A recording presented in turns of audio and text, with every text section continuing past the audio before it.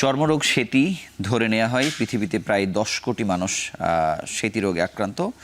বাংলাদেশে ঠিক কত পার্সেন্ট মানুষ আক্রান্ত তার সঠিক পরিসংখ্যান না থাকলেও ধরে নেওয়া হয় এটি মোট জনগোষ্ঠীর 2 থেকে 3%। তবে এই রোগ নিয়ে রয়েছে নানা ধরনের বিভ্রান্তি, যদিও সঠিক চিকিৎসাও রয়েছে। আমরা বিস্তারিত নানা বিষয়ে কথা বলবো। সেতির আমাদের সঙ্গে যুক্ত হয়েছেন দুজন স্বনামধন্য চর্মরোগ বিশেষজ্ঞ। আমাদের সঙ্গে আছেন অধ্যাপক ডাক্তার রাশেদ মোহাম্মদ খান, সাবেক বিভাগীয় প্রধান, চর্ম ও যৌন রোগ বিভাগ, ঢাকা মেডিকেল কলেজ ও হাসপাতাল। সঙ্গে আরও আছেন অধ্যাপক ডাক্তার মাসুদা খাতুন, চর্ম ও যৌন রোগ বিশেষজ্ঞ, ইবনে সিনা ডায়াগনস্টিক সেন্টার, ধানমন্ডি। আপনাদের দুজনকে স্বাগত জানাচ্ছি আমাদের অনুষ্ঠানে। আমরা অনুষ্ঠানের আজকের বিষয় আরোগ্য নিকেতনের দিয়েছি সেতি নিয়ে বিভ্রান্তি ও চিকিৎসা।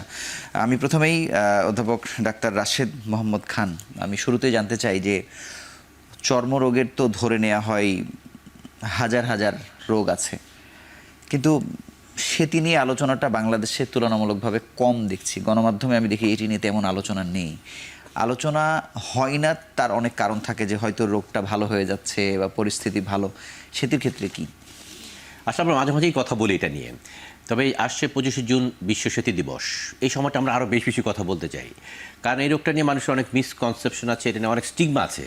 লোকজন এটাকে ভুল বুঝে, এই রোগটার সম্বন্ধে অনেকের ধারণা নাই, এই জন্য ভুল বুঝে মনে করে এটা বোধহয় একটা ছোঁয়াচে রোগ, এটা বোধহয় কুষ্ঠ। এটা নিয়ে অনেকের মিসকনসেপশন বহু প্রাচীনকাল থেকে হয়ে আসছে।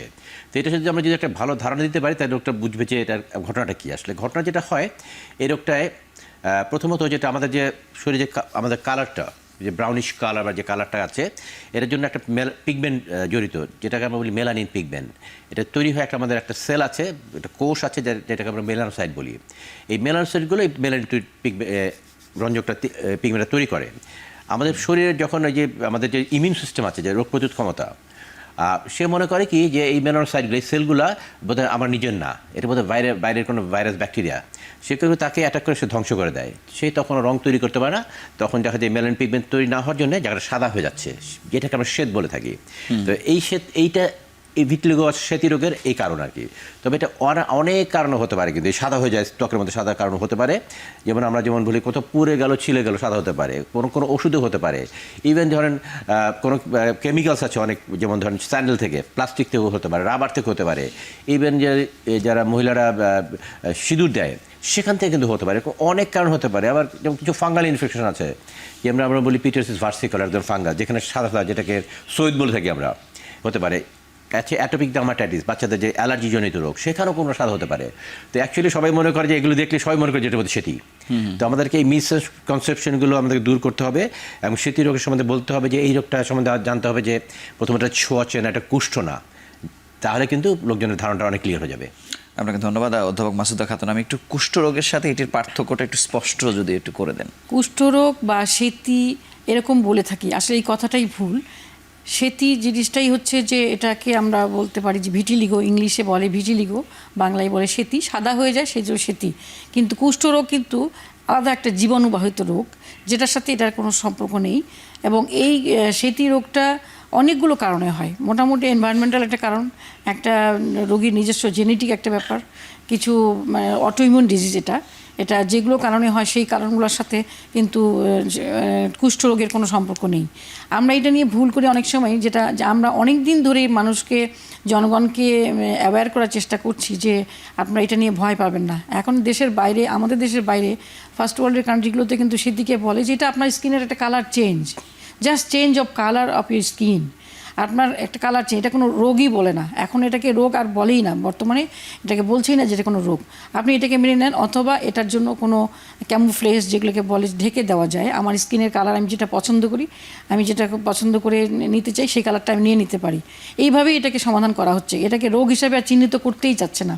কিন্তু আমাদের দেশের মানুষ, আমরা একটু পিছিয়ে পড়া মানুষ, আমরা এই জিনিসটাকে এত বেশি নিজের ব্রেইনে অকুপাই করে রেখেছি যে মনে করি যে এটা একটা সোশ্যাল প্রবলেম।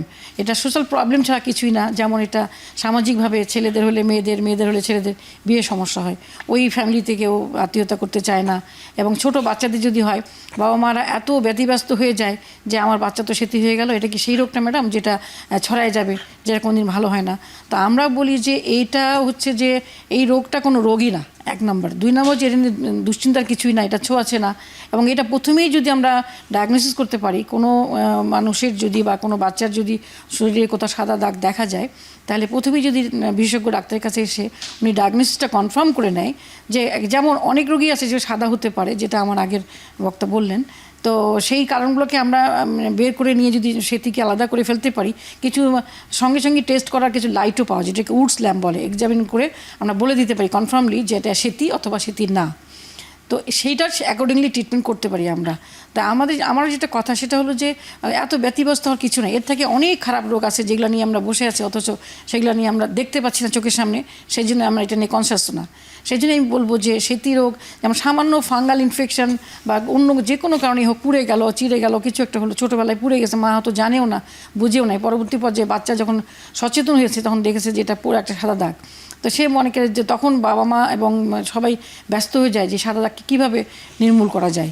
তো নির্মূল করার যে ব্যবস্থা সেটা হলো সেই চিকিৎসাও আছে এবং সেটা সবচেয়ে ভালো কথা হয় যে ডায়াগনোসিস করে নিয়ে বিশেষজ্ঞ ডাক্তারের চিকিৎসা নেওয়া এবং কোনো চিকিৎসা নিজে নিজে না করা বা অন্য কোনো ডাক্তারের কাছে না যেয়ে দিনের পর দিন পাস করা ঠিক না। সঠিক চিকিৎসাটা সঠিক সময়ে করা উচিত। আপনাকে ধন্যবাদ অধ্যাপক রাশেদ মোহাম্মদ খান। সাধারণত দেখা যায় যে যেই রোগগুলো একটু আনকমন বলতে এটা অবশ্যই কমন, কিন্তু সচরাচর তো মানুষ ওইভাবে দেখছে না। কিন্তু মানুষ তো বিশেষজ্ঞ চিকিৎসক পর্যন্ত আসছেও না অনেক ক্ষেত্রে। মানে তারা কার কাছ থেকে চিকিৎসা নিয়ে তারপরে আপনাদের কাছে আসছে, এবং এতে কতটা ক্ষতি করে আসছে, নাকি এর কোনো ক্ষতিও নাই? এটা তো অপচিকিৎসা অবশ্যই আছে। এটা বিভিন্ন রকমের চিকিৎসা তারা করে, যেমন এটা বিভিন্ন রকম মানে অনেক ধরনের ওষুধ লাগানো থাকে। তার মধ্যে কিছু কিছু ক্ষেত্রে আছে যেমন স্টেরয়েড অয়েন্টমেন্টস এই সেতি রোগের জন্য একটা ভালো চিকিৎসা। তবে এখন আবার স্টেরয়েড ফ্রি অয়েন্টমেন্টসও আছে। স্টেরয়েডের যে সমস্যা হচ্ছে সেটা কিন্তু অনেক সাইড এফেক্ট আছে। যদি লম্বা সময় লাগে, চামড়া পাতলা হয়ে যায়, চামড়ার মধ্যে ইনফেকশনের চান্স বেড়ে যায়, হতে পারে। আমাদের কাছে যে পেশেন্টগুলো আসে দেখা যায় এই স্টেরয়েড এবং যে অনেক ধরনের ওষুধ অ্যান্টিফাঙ্গাল, এটাকে ফাঙ্গাস মিসডায়াগনোস করে অনেক ধরনের ওষুধ খেয়ে আসে, যেটা অবশ্যই ঠিক না। লম্বা স্টেরয়েড যে সাইড ইফেক্টগুলো আমাদের যে আসে, আমরা যখন স্টেরয়েড দিই এটা শর্ট টার্ম সেফ হতে দিই। That is safe way of doing it. মানে কীভাবে সে স্টেরয়েড খাবে। এবং নন স্টেরয়েডের ওষুধ আছে যেগুলো একেবারে লেটেস্ট ওষুধ, আমরা বলি জ্যাক ইনহিবিটরস, যেটা আপনাকে মানে লম্বা সময় ভালো রাখতে পারবে এবং সাইড এফেক্ট অনেক কম। তবে মনে রাখতে হবে যে অনেকেই মনে করেন যে ওষুধ খাচ্ছি চলে গেল, ভালো হয়ে গেলাম। যেহেতু অটোইমিউন, এটা আমাদের মেসেজটা এরকম যে আপনি একবার ট্রিটমেন্ট শুরু করেন, এটা রেসপন্স পেতে সময় লাগে। এমনি হয়তো মাসের পর মাসে, 6 মাস, 1 বছর, 2 বছর লাগতে পারে। তারপরে আপনি ভালো হয়ে গেলেন, মানে ভালো গেলে ওষুধ দিলেন বন্ধ করে। যেহেতু অটোইমিউন, ওখানে আপনার মেমোরি থাকে, ওই মেমোরি, আপনি যেই ওষুধ বন্ধ করলেন সেই মেমোরিটা আবার তার মাথা চাড়া দেয়, সেরকম ফিরে আসতে পারে। তার পাশাপাশি বিশ্ব সেতু দিবসের একটা মেসেজ আমি দিতেই চাই। এখন যে আমাদের প্রফেসর মাসুদা যেমনটা বলছিলেন, অনেকে আছে বিদেশে এখন চিকিৎসা করে না, ওরা বলে আই জাস্ট লুক ডিফারেন্ট, ওরা আমরা ডিফারেন্ট কমিউনিটি, ওরা চিকিৎসা করছে না। তবে আপনি চিকিৎসা করতে চান, ভালো চিকিৎসা আছেন, না করলেও কিছু আসে যান আপনার, শুধু কিছু প্রোটেকশন নেবেন, কিছু অ্যাডভাইস নেবেন।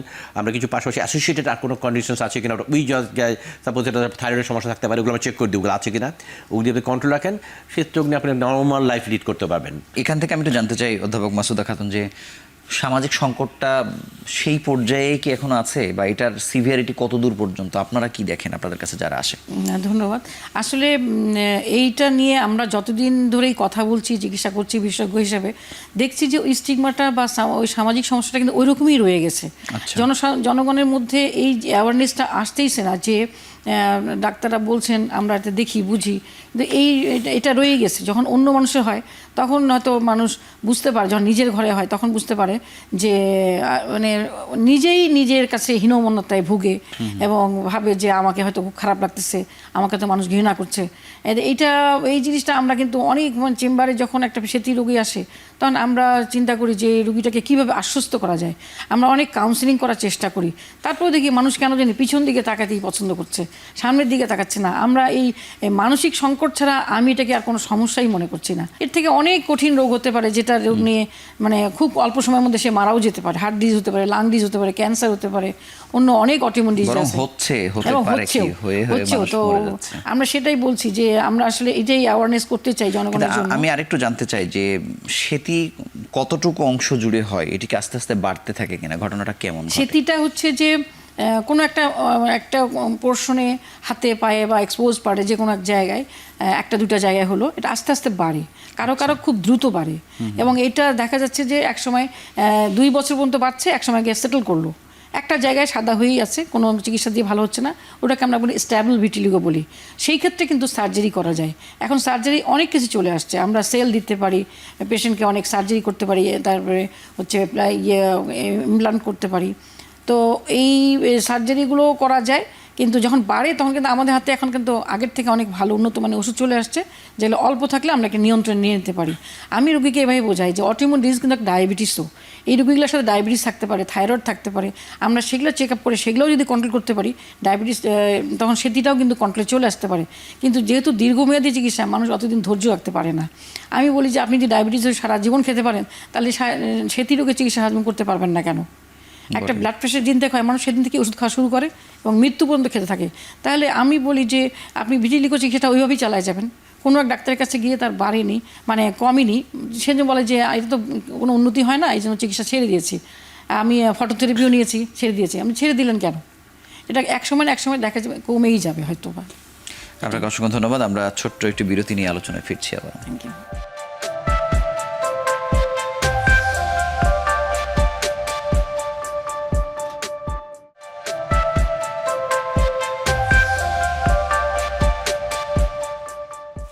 অধ্যাপক রাশেদ মোহাম্মদ খান, আপনার কাছে জানবো যে সার্জারি মানে কোন পর্যায়ে গিয়ে লাগছে, সার্জারি অহরহ বাংলাদেশে হচ্ছে কিনা, কারা করছে, আপনারা নিশ্চয়ই করছেন, আর ওষুধেই কি সিংহভাগ সমস্যার সমাধান হয়ে যাচ্ছে কিনা? আচ্ছা, প্রথমত আমরা ওষুধের চেষ্টা করি। আমরা এগেন বলছি যে প্ল্যানটা হচ্ছে আর্লি ডায়াগনোসিস। আর্লি ডায়াগনোসিস করতে পারলে আমরা অনেকে তো ওষুধ দিয়ে করে ফেলতে পারি। তবে যদি বেশি দেরি হয়ে যায়, যে সেলগুলো যদি ধ্বংস হয়ে যায়, একেবারেই ধ্বংস হয়েছে, আমরা যে ফ্যাক্টরি রং তৈরি করার যে ফ্যাক্টরি যেগুলো ধ্বংস হয়ে যায়, কোনো ক্ষেত্রে সেটা রং চলে আসে ডিফিকাল্ট হয়ে যায়। আমরা বলি তখন বলি স্ট্যাবল, তখন আমরা দেখি ওটাকে ওষুধের চেষ্টা করি প্রথমে, যদি দেখছি কোনোভাবেই আসতেছে না, তখন আমরা নতুন করে ফ্যাক্টরি বসাই মধ্যে এগুলো অনেক ধরনের সার্জিক্যাল মেথড আছে। আমি শুরু করেছিলাম এটা 97-এ শুরু করেছিলাম, অনেক আগে শুরু করেছি আসলে। তো এটার মধ্যে আমাদের প্রথম কথা ছিল পাঞ্চ ক্রাফটিং বলে, আমরা ছোটো ছোটো মানে অন্য জায়গা থেকে ছোটো ছোটো স্কিন নিয়ে ওটাকে আমরা ওই সেতির জায়গায় বসিয়ে দিই, ওখান থেকে যে সেলগুলো আছে মেলানোসাইটগুলো ওখান থেকে আসলে রং ছড়ায়, এটা ওয়ান প্রসেস। তারপর হচ্ছে স্প্লিট থিকনেস স্ক্রিন গ্রাফটিং আছে, তারপর এখন আবার নতুন এসছে মেলানোসাইট ট্রান্সফার। অনেক ভালো ভালো যে হচ্ছে ছোটো মুখের মধ্যে একটা প্যাচ আছে, এই প্যাচটাকে আমরা ওই পাঞ্চ গ্রাফটিং করে দিলাম, ওখান থেকে রং ছড়িয়ে ভরে গেল। কিন্তু এগুলো খুব ভালো চিকিৎসা, যেখানে আমরা একদম ওষুধে কাজ হচ্ছে না, অনেক দিন 6 মাস 1 বছর ধরে ভালো হচ্ছে, একই রকম আছে, সে বাড়ছেও না কমছেও না, এরকম যখন হয় তখন আমরা স্ট্যাবল সিচুয়েশন শিওর হলে করি। তবে অনেক ক্ষেত্রে ওনারা যেটা করতে হবে যে বাড়ছে বেড়ে যাচ্ছে, সেক্ষেত্রে করলে কিন্তু লাভ হবে না। আমি এখানে করলাম, আরেক জায়গায় সাদা হয়ে গেল, একবার স্ট্যাবল ভিটিলিগো আছে সেইভাবে করতে পারি। তবে সেই স্ট্যাবল অবস্থায় তখন যদি বাড়ে তখন আমার কিছু ট্রিটমেন্ট লাগতে পারে, তো সেই ক্ষেত্রে আমরা এই সার্জারিটা করে থাকি। তবে এই সার্জারিগুলো বাংলাদেশেই হচ্ছে, আমরাই করছি ওগুলো। ধন্যবাদ। অধ্যাপক মাসুদ খাতুন, আপনার কাছে জানবো যে এই যে পরীক্ষা নিরীক্ষার কথা বারবার বলা হচ্ছে, মানে এটি কি সরকারি একটা হাসপাতালে গেলেই করতে পারছে, নাকি মানে এই পরীক্ষার রকম ফের আছে কিনা, অনেক বেশি অ্যাডভান্স পরীক্ষা, সাধারণ পরীক্ষা? ধন্যবাদ। আসলে সেটি ডায়াগনোসিস করার জন্য তেমন কোনো কঠিন কোনো পরীক্ষায় যেতে হয় না। এক নম্বর হচ্ছে চোখে ডায়াগনোসিসে আমরা ফার্স্ট টাইম দেখেই চিনে ফেলতে পারি, রোগী যেখানে নিজেই চিনতে পারে সেখানে আমরা তো আরও চিনতেই পারি। আর একটা আছে যে আমাদের বেডসাইড একটা টুলস আছে, যেটা হলো যে একটা ল্যাম্প, উডস ল্যাম্প, এটা দিয়ে এক্সামিন করলে পরে সেটি বোঝা যায়।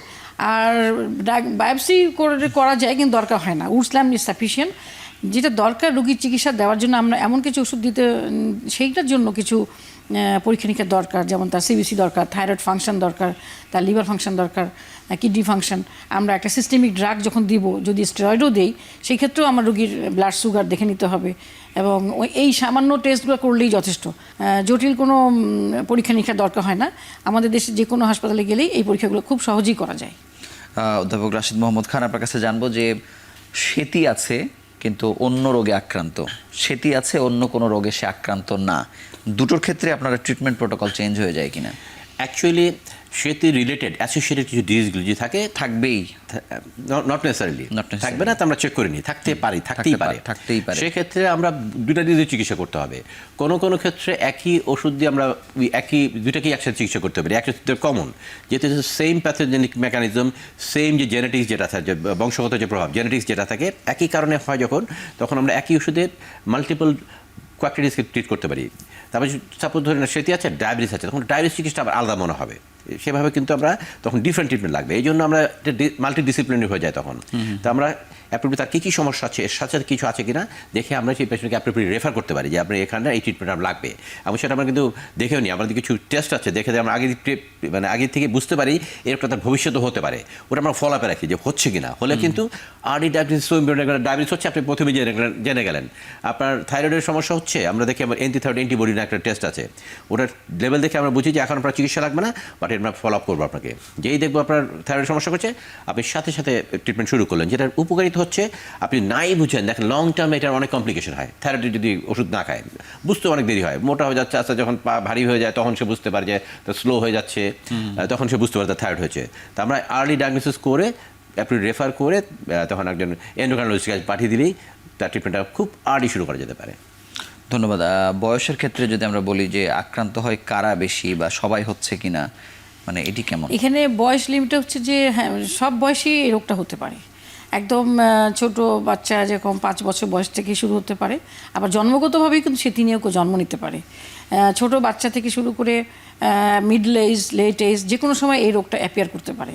আবার অনেকেই আছে ছোটোবেলায় ছিল, হয়তো বড় হয়ে এটা খুব দ্রুত বাড়ছে, এরকমও হতে পারে। মানে এটি কি মানে কম বয়সে আক্রান্ত হলে বেশি সুবিধা, বেশি বয়সে জটিল বেশি, এরকম কোনো ব্যাপার আছে? একটু ব্যাপার আছে, যদি খুব কম বয়সে দেখা যায় তাহলে খুব আর্লি ট্রিটমেন্ট না করলে এটা ছড়ানোর সম্ভাবনা বেশি। তবে কম বয়সের একটা কথা আছে, আমাদের কিছু জন্মদাগ আছে, আমরা সবসময় জন্মদাগ বুঝি এটা কালো রঙের হবে, এটা লাল রঙের হবে।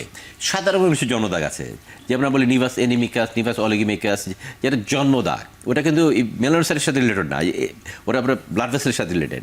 ওই জিনিসগুলো কিন্তু অনেকেই ভুল করেন, দেখে বাবা মারা একদম চিন্তিত হয়ে যান যে এটা কী হয়েছে। তখন আমরা এগেইন বলি যে হ্যাঁ এটা একটা জন্মদাগ, ওই সেন্ট্রাল উডস্ল্যাম করলে আমরা বুঝতে পারি, তখন আমরা বলি যে এটা ও বাচ্চা যখন বড় হবে এটা বড় হবে, এটা সেটা ছড়িয়ে যাচ্ছে এরকম না। সেরকম এই জিনিসগুলো করে অনেক ভুল ধারণা কিন্তু বাচ্চাদের ক্ষেত্রে যেটা হয় সেক্ষেত্রে ঠিক করা যায়। তবে পাশে একটা কথা বলি রাখি, আমরা যে বলছি যে কেমিক্যাল লিকোডার্মা বলি বা কেমিক্যাল ভিটিলিগো আছে কিছু, অনেকে অনেক কিছু ইউজ করেন। যেমন ধরেন বাচ্চাদের মধ্যে লাল রঙের একটা কিছু একটা পরিয়ে দিল, একটা জিনিস মতো পরিয়ে দিল, যেমন ওটার মধ্যে অ্যাজোডাইজ থাকে, সেখান থেকে হতে পারে। আমরা দেখেছি কিছু বাচ্চাদের তাবিজ পরিয়ে দেয় যারা, ওই তাবিজের মধ্যে কিছু কেমিক্যাল থাকতে পারে, সেখান থেকে হতে পারে। আমরা বলছি রাবার থেকে হতে পারে, সেরকম কিছু থেকে হতে পারে, যেগুলো ঠিক ভিটিলিগো না। তবে যেটা ভিটিলিগো পেশেন্টরা যাদের ভবিষ্যতে হতে পারে সেক্ষেত্রে তাদের একটা এনহ্যান্সিং ফ্যাক্টর হিসেবে কাজ করতে পারে। তো সেক্ষেত্রে কিন্তু আমরা ওই ট্রিটমেন্টের মধ্যে দিলে ওই যদি শুধু যেটা যেই কারণে সেটা হচ্ছে সেটা যদি অ্যাভয়েড করি তাহলে কিন্তু সেটা ভালো হয় যায়। আমরা ফিরে আসে না, ভিটিলিগো যেমন ফিরে আসতে চায় সেক্ষেত্রে ফিরে আসে না। এই জন্য সচেতন থাকতে হবে। বাচ্চাদের ক্ষেত্রে যদি কোনো হাইপারপিগমেন্টেশন বা ডিপিগমেন্টেশন মানে টোটাল লস হয়ে গেছে পিগমেন্ট, আপনার early diagnosis is so important. আমরা যদি প্রথম থেকে শুরু করতে পারি তাহলে কিন্তু আমরা প্রিভেন্ট করতে পারি, লম্বা সময় ভালো রাখতে পারি। এবং সবচেয়ে বড় কথা কি, অনেক রিসার্চ হচ্ছে, আমরা এখন you are looking for cure, ভিটিলিগোকে কিওর করে ফেলবো। আমরা এখন যেটা হচ্ছে আমাকে কন্ট্রোল করতে পারছি, রংটা ফিরিয়ে আনতে পারছি, কিন্তু ওষুধ বন্ধ করলে সে ফিরে আসছে। কিন্তু নতুন এখন সব ট্রিটমেন্ট আসছে টার্গেটেড ট্রিটমেন্ট, আমরা জানি কোনটা, সেটা IL-15 নামে একটা জিনিস, সেটা ওইটাকে মেমোরিটাকে ধরে রাখে আর কি, ওই মেমোরিটাকে ভুলিয়ে দেওয়ার মতো ওষুধ বের হচ্ছে। কিন্তু এখন ভবিষ্যতে উই ক্যান কিওর, মানে আশা করছি কিওর, মানে চলে গেল আর ফিরে আসবে না। So future is bright. এই জন্য যারা স্মৃতি রোগে ভুগছেন তাদেরকে আমরা এটাই বলতে চাই যে আপনার ডিপ্রেশন থাকবেন না, আপনার স্মৃতি রোগটা আর্লি কন্ট্রোল করেন, আর্লি কন্ট্রোল করে এটাকে কন্ট্রোল রাখেন। ওদের ভবিষ্যতে কিওর আসছে, যখন আমরা বলবো যে আপনি আজকে ওষুধ খেয়েছেন আপনাকে এটা আর ফিরে আসবে না। তো ট্রিটমেন্ট সব রকমেরই আছে কিন্তু আসলে। সো এখানে নো ডিপ্রেশন, যেটা হচ্ছে ছোঁয়াচে না, কুষ্ঠ না, এটা আপনি ইউ জাস্ট লুক ডিফারেন্ট। আপনি ট্রিটমেন্ট করতে চাইলে করেন, না করতে চাইলে দ্যাট ইজ ফাইন। অধ্যাপক মাসুদা খাতুন, আপনার কাছে আপনারই দু একটা রোগীর একটু মানে হিস্ট্রি জানতে চাই, যে এরকম খুব খারাপ অবস্থা নিয়ে এসছে বা কম অবস্থা নিয়ে এসছে, কিভাবে ভালো হলো, ওই জার্নিটা যদি একটু এক্সাম্পল হিসেবে দেন। আমার খুবই মনে হয় যে আমি এর আগেও একটা প্রোগ্রাম করেছিলাম, জি। তো অনেকে এটা দেখে আমার কাছে চলে আসে। তো আমি দেখছি যে ছোট বাচ্চা, বিশেষ করে মেয়ে বাচ্চাগুলো আমার কাছে সাধারণত মেয়ে রোগীগুলো বেশি আসে। মেয়ে বাচ্চাগুলোর ভ্যাজাইনাতে একদিন হঠাৎ করে মা দেখলো যে সাদা, তারপরে আমাদের কাছে নিয়ে আসলো, তারপরে আমি ট্রিটমেন্ট দিলাম। তো আমি দেখছি যে বাচ্চা বয়সে হলে আমার কাছে এটার ইয়েটা মানে খুব দ্রুতই ভালো হয়ে যায়। 2 মাস পরেই রুগী আসলো যে ম্যাডাম রং আসতেছে, রং ফিরে আসতেছে, মানে ওই জায়গায় স্পট কালো কালো মানে যে মেলানিন তৈরি হচ্ছে সেটা রং চলে আসতেছে। আমি দেখছি যে ভালো কিছু ওষুধ আমাদের দেশে আছে এখনও চলে আসছে, তো সেগুলো ইউজ করলে পরে রুগীরা রেসপন্স করে ভালো। এবং বাচ্চাদের আমার মনে হয় যে আমরা এদের ইমিউনিটিটাকে কিছু সাপ্লিমেন্ট, ভিটামিন কিছু দিয়ে যদি ট্রিটমেন্ট করি, তা আমার কাছে এদের প্রগনোসিসটা ভালোই মনে হয়, ভালোই যায়। বরং বড় মানুষের থেকে ছোট বাচ্চাদের ট্রিটমেন্টটা, প্রগনোসিসটা আমার কাছে খুব ভালো মনে হয়। আমার সবচেয়ে বড় কথা হচ্ছে যে মানুষ সচেতন হলেই, কিন্তু এরকম না যে এটার জন্য আবার দুশ্চিন্তায় ভুগতে হবে, এরকম না যে দুশ্চিন্তায় ভুগতে হবে। সচেতন হওয়া ভালো, কিন্তু বেশি সচেতন হয়ে দুশ্চিন্তায় ভোগার কোনো মানে হয় না। আর একটা জিনিস আমি বাচ্চা রুগী হলেও তাদের অভিভাবকদেরকে বলে দিই যে এই বাচ্চার যেখানে রং চলে যাচ্ছে বিভিন্ন জায়গায় হাতে, বা সাধারণত যেই জায়গাগুলো আমাদের একটু ইনজুরি হওয়ার সম্ভাবনা থাকে, মানে আমি রিক্সায় উঠতে গেলাম, হাতে একটু কোথাও কেটে গেল, রান্না করতে গেছে মহিলারা পুড়ে গেল, যেই জায়গাগুলো কেটে যায়, পুড়ে যায়, সেই জায়গায় কিন্তু রং সহজে আসে না, কারণ ওদের মেলানোসাইটগুলো দুর্বল, সহজে মেলানিন তৈরি করতে। আগুনের ক্ষেত্রে হয় যেটা, হ্যাঁ, আগুনের ক্ষেত্রে যেটা হয়, পুড়ে গেলে আমারও পুড়ে গেল, বা সবারই কখনো না কখনো রান্না করতে গেলে পুড়ে যেতেই পারে। তো সেতী রোগীদের কিন্তু পুড়ে গেলে পরে ওই জায়গা থেকেই আবার সেতী হওয়া শুরু করবে। সেই জন্য ওদেরকে বলি আপনি একটু সাবধানে থাকবেন, যেন কেটে না যায়, পুড়ে না যায়, কোনো মানে ছিলে না যায়। একটু সাবধানে থাকলে পরে রোগটা স্প্রেড করবে, খুব কম স্প্রেড করবে আর কি।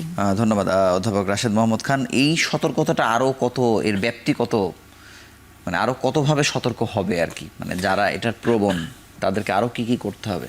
আচ্ছা, প্রথমত যেটা বলতে চাই, সেটা বাড়ে কিসে এনি ইঞ্জুরি, ফিজিক্যাল ইঞ্জুরি, যেমন আপনার ঘষা খেললো, ছিলে গেল, কেটে গেল, আপনি নামাজ পড়ার সময় একটা নরম নামাজ পড়েন, হাঁটুতে ঘষা খাচ্ছে, বাড়তে পারে। কেমিক্যাল ইঞ্জুরি, আপনি অনেক কাপড় কাচার ডিটারজেন্ট সব যেগুলো শক্তিশালী সাবান দিয়ে হাত ধুচ্ছেন, that is a chemical injury, সেটা কিন্তু আপনাকে হৃদরোগ বাড়াবে। ইভেন ফটো ইঞ্জুরি, আপনি রোদে দাঁড়াচ্ছেন 1 ঘন্টা, রোদে পড়তেছেন, আপনার কিন্তু ফটো ইঞ্জুরি থেকে পারবে। তবে সেটি রোগের একটা ট্রিটমেন্ট হচ্ছে আমাদের বলি ফটোথেরাপি। সূর্যের যে আলট্রাভায়োলেট বি আছে, এই আলট্রাভায়োলেট বি দিয়ে কিন্তু আমরা চিকিৎসা করি। আমরা রোদে গেলে আমরা কালো হই, ওই জিনিসটাকে আমরা কাজে লাগাই। এই জিনিসটা দুপুর সূর্য যখন মাথার উপরে 12টা-1টার দিকে, তখন এটা একটু শর্ট ওয়েভ, এটা তখন অ্যাটমসফিয়ার ডিস্টেন্সটা কম থাকে, তখন এই শর্টটা বেশি আছে, তখন আপনি 10 মিনিট রোদে দাঁড়ান। 10 মিনিট রোদে দাঁড়ালে কিন্তু আপনার কালোটা ওষুধের পাশাপাশি ফটোথেরাপি কিন্তু খুব ভালো। আমি বলি 1+1=4। ফটোথেরাপি দিচ্ছেন, আমরা যে সেতুর ওষুধ দিচ্ছি ভিতরে, দুটো মিলে কিন্তু একটা ভালো রেজাল্ট পাই আমরা। কিন্তু এটাকে আবার পুরানো যাবে না। 10 মিনিটস কতক্ষণ দাঁড়াবেন, আবার ত্বকটা একটু হালকা রোদে দাঁড়াচ্ছেন, হালকা একটু লাল হয়েছে, এবং এই লালটা আবার 24 ঘন্টাতে চলে যাবে। এটাকে আমরা বলি মিনিমাল ইরিথেমা ডোজ। এটা দিয়ে কিন্তু আমরা যখন করি তখন সেতুর ট্রিটমেন্ট খুব ভালো যায়। তবে মনে রাখতে হবে, এগেইন আপনি বেশি রোদে পুরেন, বেশি থাকেন, বেশি পুড়ে যান, তাহলে সেতুরোগ বাড়বে। এর পাশে একটা কথা বলতেই চাই, সেটা হচ্ছে যে সেতুরোগের খাওয়া দাওয়া নিয়ে কিন্তু মানে একটা মিসনোমার আছে, যে ভুল ট্রিটমেন্টের মধ্যে এটা একটা। বলে যে সাদা রঙের যা আছে কিছুই খেতে পারবেন না, দুধ খেতে পারবেন না, ডিম খেতে পারবেন না বলে, কিন্তু অ্যাকচুয়ালি দুধ ডিমের সাথে সেতুরোগের কোনো সম্পর্ক নাই। আমরা অ্যাকচুয়ালি ফুড রেস্ট্রিকশন দিই না সেতুরোগের জন্য। সেতুরোগীরা সব কিছুই খেতে পারবে, কোন দ্যার ইজ নো রেস্ট্রিকশন। আপনার কাছে একটা পেশেন্টের এক্সাম্পল জানতে চাই। ম্যাডাম যেমন ছোটদের কথা বলছিলেন, বড় সিভিয়ার খারাপ অবস্থা, সেখান থেকে ব্যাক করতে পেরেছে, এরকম একটা এক্সাম্পল আমাদের দিবেন কিনা? আচ্ছা, এখন আমি সবসময় এনকারেজ করি যে আর্লি ডায়াগনোসিস। হ্যাঁ, তারপর কিছু কিছু পার্টস আছে যেসব জায়গায় সেটা শুরু হলে ডিফিকাল্ট হয়ে যায়, যেসব জায়গায় লোম নাই, যেমন আঙুলের মাথায় লোম নেই, সেসব খুব ডিফিকাল্ট। এইসব জায়গায় সেতু জায়গার ট্রিটমেন্ট কিন্তু খুব তাড়াতাড়ি শুরু করতে হবে, এবং সেসব কথা আমরা কিন্তু অল্প জায়গা হলে আমরা খুব এগ্রেসিভলি আমরা ট্রিটমেন্ট শুরু করি। তবে আমাদের সেতু রোগের আমার অনেক পেশেন্ট আছে সেতু রোগের, তবে আমরা যদি বলি যে দেরি হলেও কিন্তু ইট উইল টেক টাইম, লম্বা সময় চিকিৎসা করলে কিন্তু অনেক মানে এক্সটেন্সিভ রোগীরাও কিন্তু ভালো হয়ে চলে যায়। বিশেষ করে যে আমরা চেক করি, বুঝলাম যখন করি বা আমরা ক্লিনিক্যালি চেক করি, যদি দেখে যেই জায়গায় লোমগুলো কালো আছে, কারণ এই যে মেলানোসাইটের মানে রিজার্ভার থাকে লোমের হেয়ার ফলিকেলের মধ্যে, ওখানে লোমের নিচ গোড়ায় ওখানে একটা জায়গা আছে, সেখানে ওটা স্টেম সেলস থাকে আমরা বলি, সেখান থেকে রঙটা ছড়ায়। যদি দেখি যে আমরা সেখানে কালো লোমগুলো কালো আছে, লোম হেয়ার বেরিং এরিয়া থাকে, যদি থাকে, তাহলে ট্রিটমেন্ট ইজ ভেরি গুড, আমরা সেখান থেকে রোগ ফিরে আনতে পারি। তবে যাদের দেখা যায় যে লোমগুলো একদম সাদা হয়ে গেছে, লোমও সাদা হয়ে গেছে, সাদা তো হয়েছে এই সাথে আমরা লোমগুলো সাদা হয়েছে, তখন ইট বিকামস ডিফিকাল্ট। আদারওয়াইজ কিন্তু যেসব অন্য সেতু রোগগুলোতে আমরা ট্রিটমেন্টে খুব ভালো রেসপন্স পাই। আপনাকে অসংখ্য ধন্যবাদ। আমরা আরও একটি ছোট্ট বিরতি নিয়ে আলোচনা ফিরছি আবার।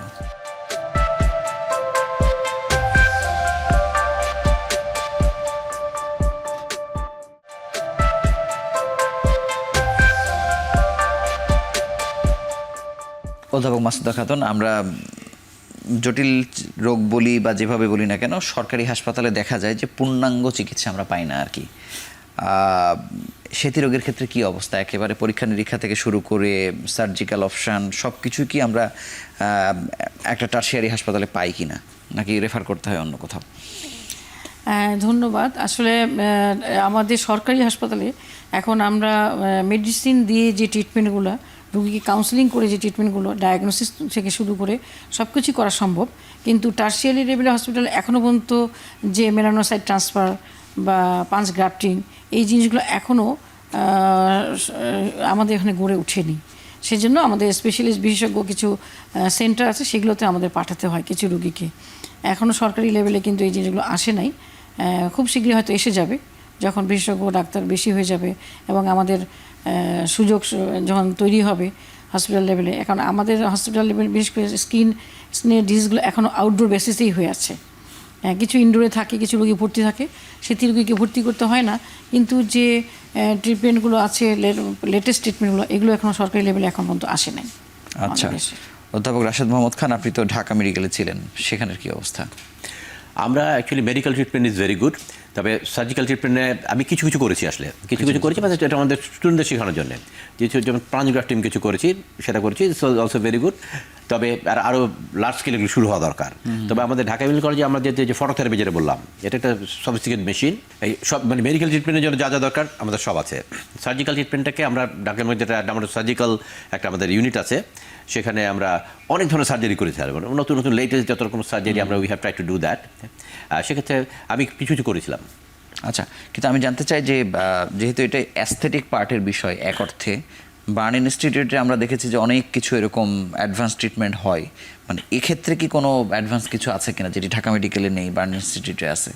না, অ্যাকচুয়ালি এই ডার্মাটো সার্জারি, এই সার্জারিগুলো আমরা ডার্মাটোলজিস্টে করি আসলে, যে পানগ্রাফটিং, স্ক্রিন গ্রাফটিং, তারপরে মেলানোসাইট ট্রান্সফার যেটা আমরা করে থাকি, এগুলো ডার্মাটোলজিস্টে করে। প্লাস্টিক সার্জন এগুলো করে কিনা আমার ঠিক খুব একটা জানা নেই, ওরা অনেক কিছু করে যেটা আমরা উই শেয়ার, বাট এটা কিন্তু আমরা মোস্টলি ডার্মাটোলজিস্টে করে থাকি। আচ্ছা, অধ্যাপক মাসুদা খাতুন, আপনার কাছে জানতে চাই যে মানে এটি যদি দীর্ঘমেয়াদে চিকিৎসা নিতে থাকে একজন মানুষ, একটা ডায়াবেটিসের ক্ষেত্রে হাইপারটেনসিভ পেশেন্ট যেরকম দীর্ঘমেয়াদে খরচ করছে, ওষুধ খাচ্ছে, মানে এটি কেমন ব্যয় সাপেক্ষ? এটা খুব ব্যয় সাপেক্ষ কিন্তু না, খুব ব্যয় সাপেক্ষ না। এটা যদি শুধু ট্রিটমেন্টটা চালিয়ে যায়, যখন তার শরীরের অবস্থা যেমন থাকবে, যেমন ডায়াবেটিস কন্ট্রোল, প্রেশার কন্ট্রোল বা তার অন্য হাইপোথাইরয়েড যদি থাকে, সেগুলো যদি কন্ট্রোল থাকে, তাহলে কিন্তু এটাও কন্ট্রোলে চলে আসবে। খুব ব্যয়বহুল কিছু না কিন্তু।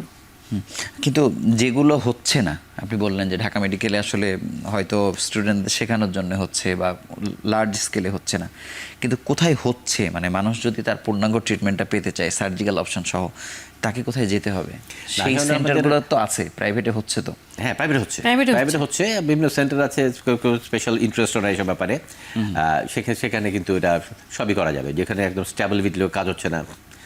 আমাদের ডার্মাটোলজিস্টরা অনেকেই ভালো ডার্মাটো সার্জারি করছে আজকাল। মানে অন্যান্য রোগ নিয়ে আপনারা যে চ্যালেঞ্জ ফেস করেন, এটা কি মানে চ্যালেঞ্জের সেই জায়গায় আছে কিনা, নাকি এটা সহজ হয়ে গেছে আপনাদের জন্য? আসলে কি এই রোগটা নিয়ে অনেক মানে ভুল ধারণা যেটা হচ্ছে, যেমন একটা রোগ আছে যেমন সোরিয়াসিস, অনেক রোগ নিয়ে আসলে ভুল ধারণা আছে। এগুলো এই রোগগুলো নিয়ে আমরা বেশি কথা বলতেই চাই। ভুল ধারণা থেকে বের হয়ে এসে, ডিপ্রেশন থেকে বের হয়ে এসে প্রপার ট্রিটমেন্ট আছে। এখন আমরা সেই আগের দিনের মতো নাই, কিন্তু আগে যেমন আমরা ওই যে ম্যাক্সিমাম স্টেরয়েড যেটা ইউজ করতাম, নন steroid safe treatment, long term safe treatment আছে, কিন্তু সেখানে বের এসে আপনারা যদি চিকিৎসা নেন, লম্বা সময় ভালো থাকা যায়। এবং আমি বারবারও বলছি যেটা, we are looking for a cure.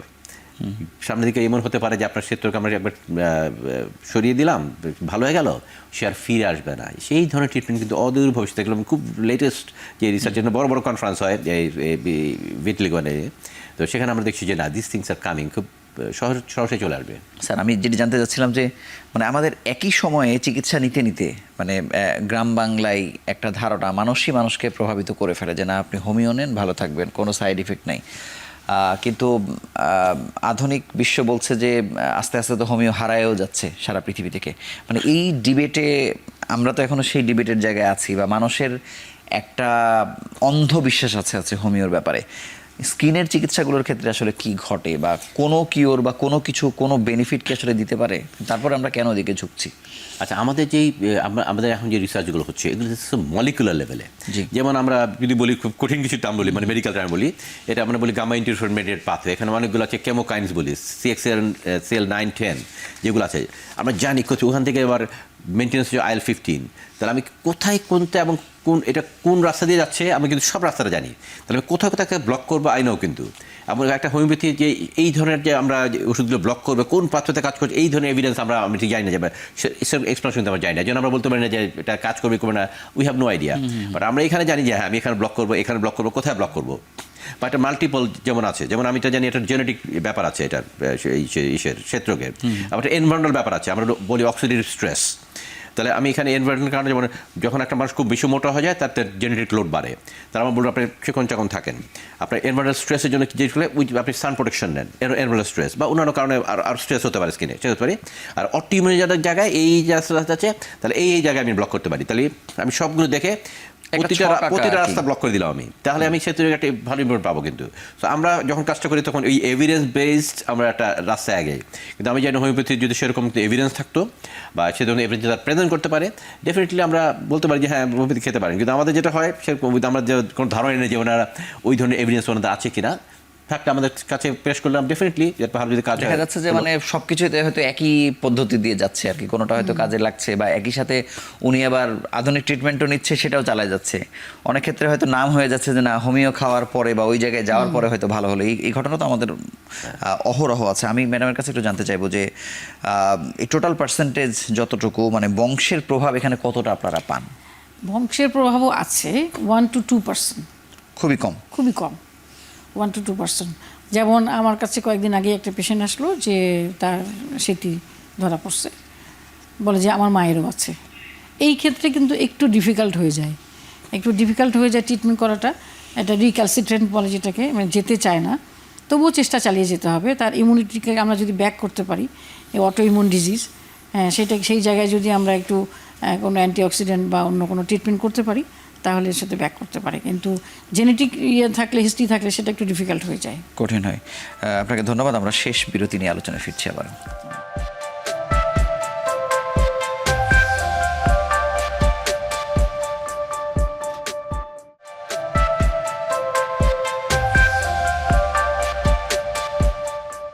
অধ্যাপক রাশেদ মোহাম্মদ খান, সাধারণত বংশের প্রভাব ম্যাডাম যেটি বলছিলেন যে পার্সেন্টেজ খুবই কম, সেটা 2% বা 3%, কিন্তু যার আছে, যার মায়ের বা বাবার আছে, সেক্ষেত্রে কি সন্তানরা আগে থেকে কোনো প্রিকশন নিতে পারে কিনা? আচ্ছা, প্রথম কথা হচ্ছে যেমন আমাদের 3 to 4% একটা সম্ভাবনা আছে বাচ্চাদের হওয়ার, আর তার মানে 94%, 95%, 96% তার সম্ভাবনা নাই হওয়ার। মানে এটা নিয়ে এইটা একটা স্টিগমাটা, যাতে দেখা যায় যে বাচ্চার মা আছে তার মেয়ের বিয়ে হচ্ছে না, যেখানে একটা কত খারাপ খারাপ রোগ আছে চিন্তা না, কিন্তু দেখতে একটু ডিফারেন্ট লাগে, এটা হতে পারে নাও হতে পারে, 96% চান্সই নেই তার হওয়ার। এইটা নিয়ে এত মাথা ব্যথার কারণ আশঙ্কা থেকেই মানে বিয়ে হচ্ছে না আর কি। হ্যাঁ, হচ্ছে না। এবং যেটা হচ্ছে আমরা তখন যদি আমরা কাউন্সেলিং করি, যে আমরা এগেন বলছি যে আর্লি ডায়াগনোসিস প্রথম শুরু হলো, উই ক্যান স্টপ ইট, কিন্তু আমরা যে রোগটা মানে গেড়ে বসার আগেই কিন্তু আমরা তাদেরকে থামাতে পারি। কিন্তু সেক্ষেত্রে যদি ট্রিটমেন্ট অনেক সচেতন থাকেন, আমরা ওয়েল কন্ট্রোল করতে পারি। এটা এমন কোনো খারাপ রোগ না, ছোঁয়া আছে না কিছু না, একটা ডায়াবেটিস মতো অত খারাপ রোগ না, একটা কিডনি ধ্বংস করে বলছে এরকম না, কিন্তু তো সেটাকে আমি করতে পারি। সুতরাং এটা নিয়ে এত চিন্তার কিছু নাই, মানে এটা হতে পারে আমরা খুব সিম্পলি একটা উইথ কাউন্সেলিং, উইথ প্রপার মানে গাইডেন্স, এডুকেশন, যেটা অ্যাওয়ার করে আমরা কিন্তু যদি সেটি হয়ও ওই 4% যদি সে হয়, সেটার মধ্যে কিন্তু আমরা ভালো কন্ট্রোল নিয়ে আসতে পারি, সেটা চিন্তার কিছু নেই। বটে। অধ্যাপক মাসুদা খাতুন, আপনার কাছে জানবো যে তাহলে আমরা যেমন বারবার বলছি আর্লি ডায়াগনোসিসের কথা বলছি, আর একটা বলছি যে মানে এটি ভালো হওয়ার অনেক চান্সেস আসলে আছে আর কি, কিন্তু একেবারে শুরুতেই আমার শরীরে কোথায়, কিভাবে, কোন ধরনের লক্ষণ আমি দেখা পেলেই আমি সাথে সাথে হাসপাতালে আসবো বা বিশেষজ্ঞ আপনাদের কাছে চলে আসবে, মানে সেই প্রাথমিক লক্ষণগুলো কি কি হবে?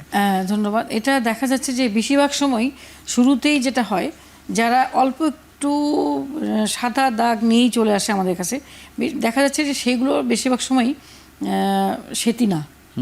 যেমন ছুলি যদি পড়ে, প্রথমেই বলা হয়েছে আমাদের আলোচনার, সেতি রোগ বলে চলে আসে অনেকেই। বা একটা বাচ্চার মাথায় অনেক খুশকি আসছে, সেখান থেকে তার মুখে কিছু সাদা সাদা দাগ, ছোপ ছোপ দাগ পড়ে গেল, বা যে কোনো মানুষেরই হতে পারে এটা, তবে বাচ্চাদের বেশি হয়। তো আমরা এটাকে পি অ্যালবা বলি, মেডিকেল টার্মটা হচ্ছে পি অ্যালবা। এই একটা পি অ্যালবা নিয়ে যে মানে অনেক রুগী চলে আসে যে আমার বাচ্চা সেতী হলো কিনা আপনি এটা কনফার্ম করে বলে দেন আমাদেরকে। যারা দ্রুত গতিতে দুশ্চিন্তা নিয়ে চলে আসে বেশিরভাগই দেখা যাচ্ছে এগুলো সেতী না, সেতী না। কিন্তু যার সেতী সে হয়তো আসছে না। হ্যাঁ, যার সেতী সে হয়তো আসছে না। আবার এর মধ্যেও যে একেবারেই আসছে তা না, আমরা চোখে দেখি ওই জায়গাটা সাদাটা একটু বেশি সাদা হয়, বা আর্লি সেতী ডায়াগনোস করা একটু কঠিন, যেটা বলে উডস ল্যাব এক্সামিনেশন, অথবা রুগীকে আমরা বলি যে আপনি 2 মাস পরে আবার আসেন, অবজারভেশনে রাখি আমরা। কনফার্ম না হতে পারলে অবজারভেশনে রাখি। আর যে কোনো জন্মে দাগ নিয়ে, একটা জন্ম দাগ নিয়েও রুগী আসতে পারে যে এটা আমার বাচ্চা সেতী হলো কিনা। জন্মে দাগ হলে আমরা সেটাও বুঝতে পারি, যদি ফাঙ্গাস দিয়ে হয় কোনো সেটাও বুঝতে পারি, আর সেতী হলে তো বুঝতেই পারি। তো অনেক ক্ষেত্রেই কিছু জায়গায় আমাদেরও কিছু কনফিউশনে পড়ে যাই, তখন আমরা অবজারভেশনে রেখে পেশেন্টকে বলি আপনি 2 মাস পরে আবার আসেন, আপনিও ব্যাপারটা লক্ষ্য করেন, আমরা 2 মাস পরে আবার দেখব। মানে কিন্তু এই যে 2 মাস পর্যন্ত অপেক্ষা করা, অবজার্ভ করা, মানে এখানে কি আসলে কনফার্মেটরি টেস্ট নাই যে আমি এটা দেখে নিশ্চিত হয়ে গেলাম যে ঠিক আছে? উডস ল্যাবে কনফার্মেটরি টেস্ট করা যায়, তারপরে বায়োপসিও করা যায়। অনেক সময় যেটা মানে আপনারা ওই টেস্টে যাওয়ার আগে হয়তো অবজার্ভ করছেন আর কি, হ্যাঁ, ব্যাপারটা অবজার্ভ এরকম। করছি টেস্টে যাওয়ার আগেই। অনেক সময় যে একদম আর্লিতে অনেক কারণেই, ওই যে বললাম অনেকে আজকাল, আমি একটা জিনিস বলতে চাচ্ছিলাম, এখন যে মেয়েরা বেশি পার্লারে যায়, ব্লিচ একটা যে জিনিসটা আছে, ব্লিচ করে, তার স্কিনের অনেক জায়গায় কালো রং আছে, বা কোনো জায়গায় হেয়ার তুলতে গিয়ে কিন্তু আমরা ভিটিলিগো দেখতে পাচ্ছি। হ্যাঁ, অ্যাকওয়ার্ড ভিটিলিগো বলতেছি এটাকে আমরা, মানে যেটা আসলে ইনজুরির কারণ, ইনজুরির কারণে, ওটা একটা ইনজুরি হচ্ছে, এবং তার তো অটোইমিউনিটি যদি থাকে, হয়তো তার সেতিটা হতো 2 বছর পরে, সে আর্লি নিয়ে আসলো। অতিরিক্ত পার্লারে বিভিন্ন কেমিক্যালস এবং ব্লিচ এগুলো করার জন্য কিন্তু অনেক সময় সেতিটা আজকাল বেড়ে গেছে। আমি এইটাও মানুষকে, জনগণকে সচেতন করতে চাই যে যত্রতত্র যেখানে সেখানে যে কোনো কেমিক্যালস ইউজ করতে পারে, বা হেয়ার ডাই দিয়েও অনেক সময় হতে পারে, এইগুলি থেকে দূরে থাকাই। আচ্ছা, আমরা যদি স্যার পিসিওএস এর কথা বলি, একই রোগ হয়তো 3টা ডিসিপ্লিনের মানুষ দেখছেন, হয়তো গাইনোকোলজিস্ট দেখছেন, আপনারা দেখছেন, এন্ডোক্রাইন দেখছে, সেটির ক্ষেত্রে কি আপনারা ছাড়া আর কারোর কাছে যাওয়ার কোনো দরকার আছে, বা আপনারা না পাঠালে যদি ইন্টারনাল কোনো ঝামেলা না থাকে? অ্যাকচুয়ালি যদি তার ওই অ্যাসোসিয়েটেড ডিজিজগুলো যদি না থাকে, যেরকম বলছিলাম ডায়াবেটিস থাকতে পারে, থাইরয়েড সমস্যা থাকতে পারে, তার এনিমিয়া থাকতে পারে, কারণ পানি ইস্যুস এনিমিয়া বলি আমরা, স্পেশাল টাইপ এনিমিয়া, সেগুলো যদি না থাকে কোনো কোনো ক্ষেত্রে আমরা কিছু চিকিৎসা দিতে পারি। কিন্তু আদারওয়াইজ ডায়াবেটিস বা যদি থাইরয়েড সমস্যা থাকে, আমরা অবশ্যই তাদেরকে রেফার করব। তখন একটা মাল্টি ডিসিপ্লিনারি হয়ে যাবে। আমরা মিলেমিশে, আমি স্কিনেরটা আমি দেখছি, সেটা তো আপনি রেফার করবেন হয়তো। আমি রেফার করব, মোস্টলি আমাদের কাছে আসে, আমরা প্রথম আমাদের ডায়াগনোস করে অ্যাসিস্ট বের করে, এটা আমাদেরই দায়িত্ব। স্যার, প্রতিরোধের কিছু কথা বলে আমরা অনুষ্ঠান শেষ করতে চাই। প্রতিরোধে আসলে কি কি করণীয় বলেছেন, যদিও আর একটু যদি র্যাপ আপ করেন। আচ্ছা, প্রথমত এটা অটোইমিউন, তো অটোইমিউন কাছে প্রতিরোধের কিছু নাই, কিছু নাই। তবে আমরা যেমন বলছিলাম কেমিক্যাল ভিটিলিগো, যেমন হচ্ছে যে অনেক কিছু কেমিক্যাল যেগুলো হতে পারে, অনেক ধরনের কেমিক্যাল হতে পারে, যে ফেনোলিক কম্পাউন্ডস, অনেক ধরনের, যেমন হেয়ার ডাইয়ের কথা বললেন, তারপরে যেটা ওই যে সিঁদুর যেটা পড়েছে, অনেক ধরনের রাবার ইউজ করে, যে রাবার থেকে হতে পারে, কিন্তু এই ধরনের অনেক ধরনের কেমিক্যাল যেটা ভিটিলিগোকে পরে গিয়ে আলটিমেটলি ভিটিলিগোকে টার্ন করতে পারে, যে অটোইমিউন প্রসেসকে স্টিমুলেট করে দেওয়া, সেরকম কিন্তু হতে পারে। সেগুলোকে আমরা প্রিভেন্ট করতে পারি, তাহলে ভিটিলিগোকে আমরা ডিটার করতে পারি।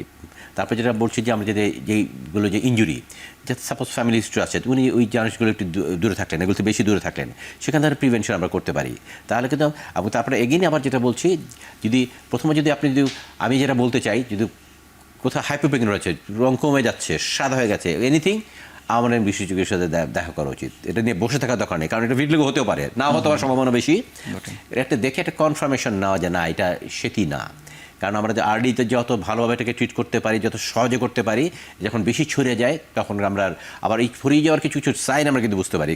আমরা বলি কনফিডেন্ট ভিটিলিগো, তারপরে আমাদের উসলাম, আমাদের একটা ডার্মাটোস্কোপ বলি, একটা যন্ত্র আছে, ওটা দিয়ে কিন্তু আমরা বুঝতে পারি যে ওটাকে এটা ছড়িয়ে যাবে, ওটা আসবে কি, এটা কি এগ্রেসিভ কিনা। আমরা কিন্তু ডার্মাটোস্কোপ দিয়ে আরেকটা টেস্ট এটা করে বুঝতে পারি, এবং সেক্ষেত্রে কিন্তু আমাদের ট্রিটমেন্ট হয় এগ্রেসিভ। আমরা কিন্তু বুঝে ফেলতে পারি যে এটা প্রথমে কনফার্ম করলাম সেটি, তারপরে এটার ক্যারেক্টারটিক, এটা কি স্টেবল না বাড়ছে, দেখে আমরা কিন্তু একটা ডিসিশন নিতেই পারি যে আমরা এই কাজে কীভাবে যাবো, এটা কোন জায়গায় হচ্ছে। যেমন আমরা বলছি যে অ্যাক্রাল পার্ট, যেমন আঙুলের মাথায় হচ্ছে, হ্যাঁ, যেখানে লোম নাই, কনুইতে, হাঁটুতে, যেসব জায়গায় লোম নাই, পায়ের উপরে ভাগে যেখানে লোম নাই, এসব জায়গায় যখন আমরা ভিটিলিগো দেখি, এটা আমরা যেমন বলি যদি 1 সেন্টিমিটার বড় হয়ে যায়, কারণ এখানে লোম নাই, তো এটার ইউজুয়ালি লোমের গোড়া থেকে কিন্তু রঙটা ছড়িয়ে আসে, তখন ওটাকে আসতে হবে পাশ থেকে। 1 সেন্টিমিটার বড় হয়ে গেলে সেখানে আমার ট্রিটমেন্ট বিকামস ভেরি ডিফিকাল্ট।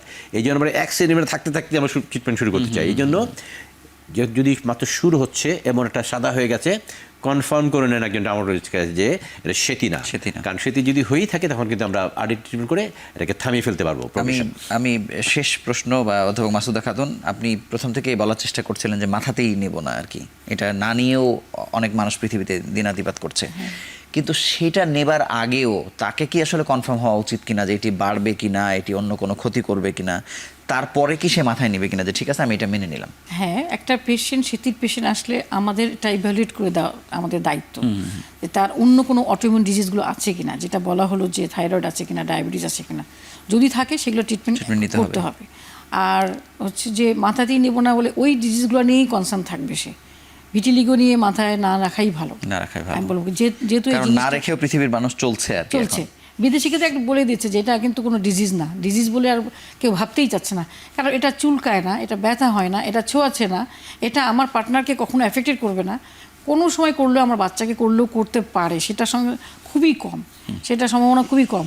তাহলে আমাদের জীবনে কমময় জীবনে অনেক কিছু নিয়ে ভাবার আছে, এটা নিয়ে ভেবে নিজের মানে বরং এটা আবার স্ট্রেস গেলে এটা কিন্তু বাড়ে, আবার এটা স্ট্রেসে গেলেও এটা বাড়ে, অন্য অনেকগুলো ক্ষতির আশঙ্কা তখন অনেকগুলো তৈরি হয় ক্ষতি নতুন করে। আপনাকে ধন্যবাদ এবং আপনাদের দুজনকে চমৎকার করে মানে এই বিষয়ের আদ্যপান্ত বলবার জন্য আপনাদের কাছে আবারও ধন্যবাদ, অভিনন্দন জানিয়ে বিদায় নিচ্ছি আপনাদের কাছে। আপনাকে ধন্যবাদ। আমরা খুব সম্প্রতি বিশ্ব স্বাস্থ্য সংস্থা বলছে যে ওবেসিটি একটি রোগ, যেটি একসময় রোগ বলা হতো না, আবার একইভাবে যেই সেটি নিয়ে আমরা এত বেশি পেরেশানের মধ্যে আছি সেটিকে আবার ডাক্তাররা বলছেন বা পৃথিবীব্যাপী মানুষ এটাকে ঠিক ওয়েলকাম না করলেও এটিকে রোগ হিসেবে নিচ্ছেন না, এটা মাথাতেই নিচ্ছে না। তার মানে আমরা বলতে পারি আজকের আলোচনায় সেটি আসলে কোনো রোগ নয়, তবে এটি আপনার ভেতরে বা আপনাকে কতদূর পর্যন্ত ক্ষতিগ্রস্ত করতে পারে সেটি অন্তত জানার জন্যও অবশ্যই বিশেষজ্ঞ চিকিৎসকের কাছে আসতে হবে। তিনি বলে দিবেন আপনি কিভাবে চলবেন, এটি আপনাকে কতটুকু ক্ষতি করবে বা এটা নিয়েও আপনি আসলে জীবন অতিবাহিত করতে পারেন কিনা। তো আমরা আশা করি যে দুশ্চিন্তা মুক্ত থাকুন, ভালো থাকুন, সুস্থ থাকুন, সেটি নিয়ে অযথাই বিভ্রান্তি ছড়িয়ে না পড়ুক সেই প্রত্যাশায় আজকের মতো বিদায় নিচ্ছি। ভালো থাকুন, সুস্থ থাকুন।